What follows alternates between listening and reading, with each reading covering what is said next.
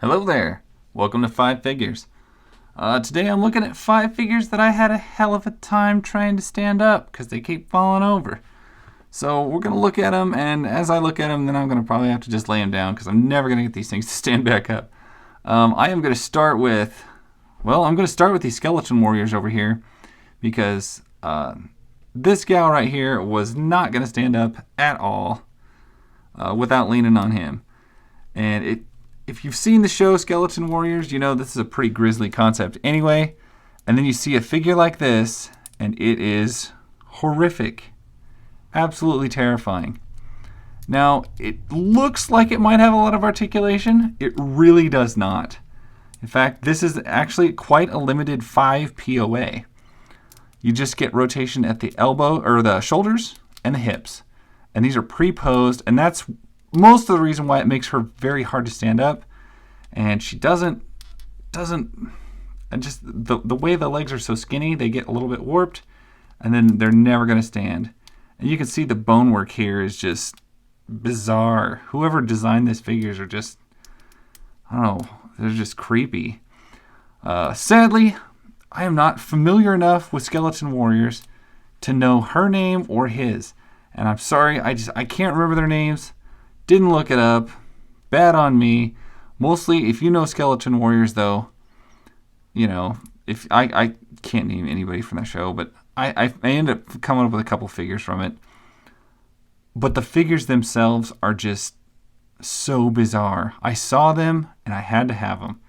And they are a thing to behold. Anyway, we'll take a look at the dude real quick. She can just lay over there and die. He has got more bone stuff going on than any of the other figures. And he actually has a waist rotation. He's thick enough that they gave him a waist rotation. And his cape is removable. I think it just snaps out of there. No, it does. Oh, yeah, it does. It's got little snaps on it. So you can take it off. I have a feeling it would be a huge pain to get back on. Other than that, he's got the standard waist rotation. Two joint at each shoulder, joint at each hip, except he has got what I would call on most figures woman hips because they rotate out instead of kicking forward. And then this little dude on his chest rotates, which is weird. I don't remember that. I barely remember the show. I just remember this guy is so amazingly ghastly.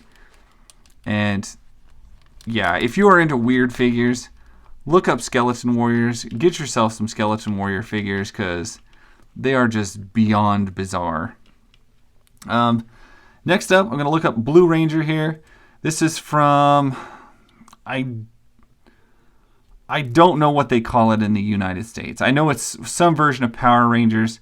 I know this figure from Super Sentai, Hurricane Liger, or Hurricane Riger, or Hurricane Ranger. I can't really pronounce the word, but I know I've watched quite a few episodes on Super Sentai Sundays, and that's probably why I got this figure. It's an amazing figure. I mean, the only thing it really needs is this skirt is so thick and so stiff that it really inhibits her leg movement. So you can't kick forward or to the sides, but the articulation is there. She's got an upper thigh cut and everything. You just can't utilize it. She's got a wicked ab crunch. She has no waist rotation. Of course, she doesn't really need it with this ab crunch. Just wacky ball joint shoulders, upper bicep swivel, single jointed elbow, and like a crazy ball joint on her wrist. The neck is got an amazing range of motion. She doesn't come with an extra head or anything like that. She has ankle pivot, upper calf swivel, all that good stuff. She comes with her sword on her backpack. It's a beautiful figure. The only thing I would say is the skirt that's too thick and just a little bit gangly. It's just a little bit long and it feels a little gangly. I feel like it could be, you could make this figure probably a half inch to an inch shorter and it would feel slightly more proportioned. It just feels awfully long and lanky. But I still love it. This was by Bandai. This isn't the new Power Rangers. This is an older Power Rangers line. Bandai Legacy stuff that they were releasing at Walmarts and you could get in retails. And I really liked that line. But they were all just a little bit taller than I think they should have been. A little bit longer armed than I probably would have preferred them. But anyway, good line, and they were really cheap when Walmart clearanced them out. I'll leave you for last. I'm going to move on to Lois Lane. I love this figure. I didn't know it existed, and as soon as I saw it, I had to go get one. I had to track one down. And so I figure somebody's going to be watching this. They're going to be like, I did not know that they made a Super Lois Lane figure. And they're going to have to run and track one down too. She has got typical DC like ball joint. Well, not ball joint. It's that slide hinge hip thing. But it's up underneath the skirt so you can't really see it. Single jointed knees. No ankle articulation at all. She has upper arm swivel. Single jointed elbows, which do basically a 90. Wrist rotation, I think. Maybe? Yeah. It doesn't work that well, but it's there. And then just simple ball joints at the shoulder. No waist rotation. That's weird. But she has nice neck pivot. Or nice, well, I guess it's just rotation. I don't think it even pivots hardly. Well, maybe a little, but it doesn't want to stay. But all of the articulation is completely pointless because this figure just looks amazing. Aesthetically amazing. Get her a little Lois Lane cape. Her 1940s, 30s hair. She's got a great look on her face. The sculpting is done well. Just the whole overall package to this is fantastic. And the fact that it scales like shorter, like this gal is a 6-inch scale. You can see Lois here stands just about 5 inches tall.